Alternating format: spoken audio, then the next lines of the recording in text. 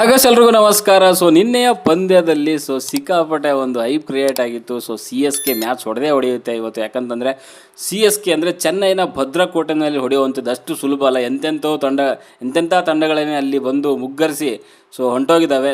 ಈ R C B ತಂಡ ಏನು ಮಾಡುತ್ತೆ, 17 ವರ್ಷದಿಂದ ಗೆದ್ದಿಲ್ಲ, ಇನ್ನೇನು ದವಾಗ್ತೆ ಅಂತ ಸುಮಾರು ಜನ ಎಲ್ಲ ಸೋಷಿಯಲ್ ಮೀಡಿಯಾಗಳಲ್ಲಿ ಅಲ್ಲಿ ಇಲ್ಲಿ ಅನಾಲಿಸಿಸಲ್ಲಿ ಎಲ್ಲ ಕಡೆ ಕೂಡ ಮಾತಾಡ್ತಾಯಿದ್ರು. ಇನ್ಕ್ಲೂಡಿಂಗ್ ಮುಖ್ಯವಾಗಿ ಈ ವಿಡಿಯೋದಲ್ಲಿ ಮಾತಾಡಬೇಕು ಅಂದ್ಕೊಂಡಿರೋಂಥದ್ದು ಸ್ಟಾರ್ ಸ್ಪೋರ್ಟ್ಸಲ್ಲಿರುವಂಥ ಕಾಮೆಂಟೇಟರ್ಸ್ಗಳು. ಅದು ಇಂಗ್ಲೀಷ್ ಆದರೂ ಆಗಿರ್ಬೋದು, ಹಿಂದಿ ಆದರೂ ಆಗಿರ್ಬೋದು, ಇನ್ಕ್ಲೂಡಿಂಗ್ ತಮಿಳಾದರೂ ಆಗಿರ್ಬೋದು, ಎಲ್ಲ ಭಾಷೆನಲ್ಲೂ ಕೂಡ 90% ಕನ್ನಡ ಬಿಟ್ಟು 90% ಒಂದು ಕಾಮೆಂಟೇಟರ್ಸ್ ಹೇಳಿರುವಂಥದ್ದು ಸಿ ಎಸ್ ಕೆನೇ ವಿನ್ ಆಗುತ್ತೆ ಅಂತ. ಅದರಲ್ಲೂ ಮುಖ್ಯವಾಗಿ ಇಂಗ್ಲೀಷ್ ಆ್ಯಂಡ್ ಹಿಂದಿ ಮಾತಾಡೋದಾದರೆ ಕೆಲವು ಜನ ಅದರಲ್ಲಿ ಕಂಡಮ್ ಮಾಡಿದ್ರು ಕೂಡ ಇದ್ದಾರೆ ಆರ್ ಸಿ ಬಿಗೆ. ಯಾಕಂದರೆ ಒಂಥರ ನೆಗ್ಲೆಕ್ಟ್ ಮಾಡಿದರು. ಅಂದರೆ ಸಿ ಎಸ್ ಕೆ ಒಂದು ಆ ಕೋಟೆನಲ್ಲಿ ಹೋಗಿ ಹೊಡೆಯುವಂಥದ್ದು ಯಾರು ಕೂಡ ಊಹಿಸಿರಲಿಲ್ಲ. ಅಂದರೆ 2008ರಲ್ಲಿ ಗೆದ್ದಿರುವಂಥದ್ದು, ಅದು ಬಿಟ್ಟರೆ ಗೆದ್ದೆಯಲ್ಲನೋ ಒಂದು ಸಾರಿನೂ ಕೂಡ. ಬಟ್ ಅದನ್ನು ಬದಲು ಮಾಡ್ತಾರೆ ಅಂತ ಯಾರಿಗೂ ಕೂಡ ಗೊತ್ತಿರಲಿಲ್ಲ. ಬಟ್ ಅಲ್ಲಿ ಸುಮಾರು ಜನ ಆಡ್ಕೊಂಡಿರೋರೇ ಹೆಚ್ಚು. ಅದರಲ್ಲೂ ಮುಖ್ಯವಾಗಿ ಅಂಬಟ್ಟಿ ರಾಯ್ಡು ಈ ಮನುಷ್ಯ ಆ್ಯಂಡ್ ಶೇನ್ ವ್ಯಾಟ್ಸನ್. ಇವರೆಲ್ಲ ಸೇರ್ಕೊಂಡು ಸ್ವಲ್ಪ ಆರ್ ಸಿ ಬಿ ಬಗ್ಗೆ ಗೇಲಿ ಮಾಡಿರೋದು ಕೂಡ ಇದೆ. ಆ್ಯಂಡ್ ಅದರಲ್ಲೂ ಮುಖ್ಯವಾಗಿ ಅಂಬಟ್ಟಿ ರಾಯ್ಡು ಸ್ವಲ್ಪ ಓವರಾಗಿ ಆಡ್ತಿದ್ದಾನೆ ಮನುಷ್ಯ. ಅವನಿಗೆ ಒಂದಿನ ಆಲ್ರೆಡಿ ಇವಾಗ ಕೊಟ್ಟಿದ್ದೀವಲ್ಲ, ಒಂದು ಸಾರಿ 2 ಸಾರಿ ಕೊಟ್ಟಿದ್ದೀವಿ. ಲಾಸ್ಟ್ ಒಂದು ಇಯರಲ್ಲಿ ಲೀಗ್ ಸ್ಟೇಜಿಂದನೇ ಅವ್ರನ್ನ ಒದ್ದು ಆಚೆ ಓಡಿಸಿದ್ವಿ. ಅದಾದಮೇಲೆ ಇವತ್ತು ಕೊಟ್ಟಿದ್ದೀವಿ ನಿನ್ನೆ ಮ್ಯಾಚಲ್ಲಿ. ಅದೇ ರೀತಿಯಲ್ಲಿ ಮತ್ತೆ ಚಿನ್ನಸ್ವಾಮಿನಲ್ಲೂ ಕೂಡ ಕೊಡಬೇಕಾಗುತ್ತೆ. ಅವಾಗಾದ್ರೂ ಬುದ್ಧಿ ಬರುತ್ತೆ ಅಂತ ನೋಡೋಣ.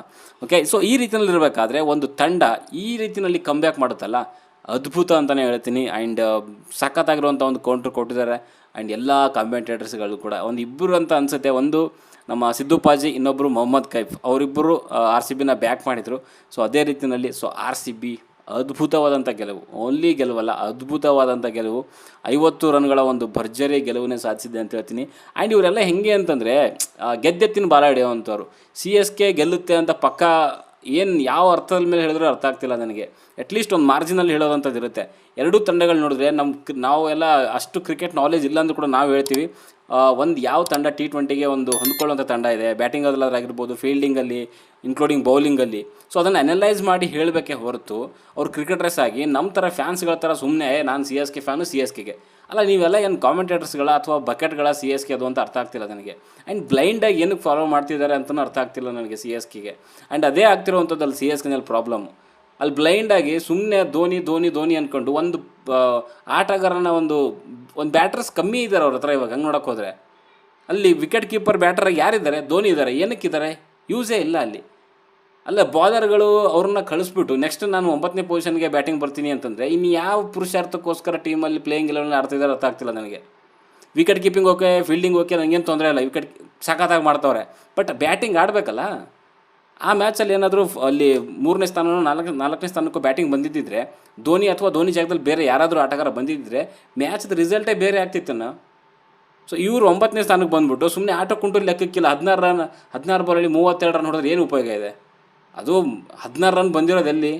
ಲಾಸ್ಟ್ ಓವರಲ್ಲಿ. ಅದು ಕೃಣಾಲ್ ಪಾಂಡ್ಯ ಸ್ಪಿನ್ನರ್ಗೆ ಬಂದಿರೋವಂಥದ್ದು. ಅದು ಏನು ಉಪಯೋಗ ಇದೆ? ಏನು 6 ಹೊಡೆದ್ರೇನು, ಏನು 4 ಹೊಡೆದ್ರೇನು? ಓನ್ಲಿ ಫ್ಯಾನ್ಸ್ಗಳು ಚೀರಾಡ್ತಾರೆ, ಕೂಗಾಡ್ತಾರೆ. ಏನಕ್ಕೆ ಕರೆಸ್ತಿದ್ರೆ ಫ್ಯಾನ್ಗಳಿಗೆ? ಅವ್ರು ಏನಕ್ಕೆ ಬರಬೇಕು? ನಿಮ್ಮದು 1-2-4 ಶಾಟ್ ನೋಡೋಕೆ ಬರಬೇಕಾ? ಆ್ಯಂಡ್ ಇದನ್ನು ಯಾರಿಗೂ ಕೂಡ ಕಟ್ಟರ್ ಫ್ಯಾನ್ಸ್ಗಳಿದಾರಲ್ಲ ಅವ್ರಿಗೆ ಬೇಜಾರಾಗುತ್ತೆ ಹೊರತು ಈ ಧೋನಿ ಫ್ಯಾನ್ಸ್ಗಳಿಗೆ ಏನೂ ಬೇಜಾರಾಗಲ್ಲ. ಒಂದು 4-5 ಬಾಲಲ್ಲಿ 20 ರನ್ ನೋಡೋಕೆ ಬಂದಿರೋಂಥ ಏನು ಬೇಜಾರಾಗಲ್ಲ. ಇವರೆಲ್ಲ ಬ್ಲೈಂಡ್ ಫ್ಯಾನ್ಸ್ಗಳು. ಕಟ್ಟರ್ ಸಿ ಎಸ್ ಕೆ ಫ್ಯಾನ್ಗಳಿಗೆ ಬೇಜಾರಾಗುತ್ತೆ. ಈ ಧೋನಿನ ನಂಬ್ಕೊಂಡು ಅವನು ಯಾರೋ ರೈಡು ಆರ್ ಸಿ ಬಿ ಫ್ಯಾನ್ಸ್ಗಳಿಗೆ, ಆರ್ ಸಿ ಬಿ ಫ್ರ್ಯಾಂಚೈಸಿಗೆ ಬಗ್ಗೆ ಟ್ರೋಲ್ ಮಾಡ್ತಾನೆ. ಇವಾಗ ಅವ್ನು ರೂಪಿಸ್ಕೊಬೇಕು ಇವ್ರು ನಂಬ್ಕೊಂಡು. ಅವನು ಅನ್ಕೊಂತಿರ್ತಾನೆ, ಈ ಧೋನಿ ಯಾಕಪ್ಪ 9ನೇ ಬ್ಯಾಟ್ಸ್ಮನಾಗಿ ಬರ್ತಾನೆ, 4-5 ಬಂದರೂ ಆಗಲ್ವಾ ಅಂತ. ಅದು ಚೆನ್ನಾಗಿ ಆಡ್ತಿದ್ದಾರೆ. ಬಟ್ ಇಂಥ ಒಂದು ಟೀಮ್ನ ನಂಬ್ಕೊಂಡು ಈ ಕಾಮೆಂಟೇಟರ್ಸ್ಗಳೆಲ್ಲನೂ ಗೆದ್ದೆತ್ತಿನ ಬಾಲ್ ಆಡಿತಾರಲ್ಲ, ಇವರೆಲ್ಲ ಕಾಮೆಂಟೇಟರ್ಸ್ಗಳ, ಕ್ರಿಕೆಟರ್ಸ್ಗಳ ಇವರು ಒಂದು ರೀತಿ ನಂದು ಭಕ್ತರೇ ಅಲ್ವಾ? ಒಟ್ಟಿನಲ್ಲಿ ನಿನ್ನೆ ಅಂತೂ ಇವರೆಲ್ಲರಿಗೂ ಕೂಡ ಒಂದು ರೀತಿಯಲ್ಲಿ ಜ್ಞಾನೋದಯ ಆಗೋ ರೀತಿಯಲ್ಲಿ ಆರ್ ಸಿ ಬಿ ತಂಡ ಒಂದು ಉತ್ತರ ಕೊಟ್ಟಿದೆ ಅಂತಲೇ ಹೇಳ್ತೀನಿ. ಆ್ಯಂಡ್ ಸಖತ್ತಾಗಿರುವಂಥ ಪಂದ್ಯ ಇತ್ತು. ಆ್ಯಂಡ್ ಇದೇ ರೀತಿಯಲ್ಲಿ ಯಾವ್ಯಾವ ಹೇಟರ್ಸ್ಗಳೆಲ್ಲ ಇದ್ದಾರೆ, ಸುಮಾರು ಜನ ಇದ್ದಾರೆ ಗುರು.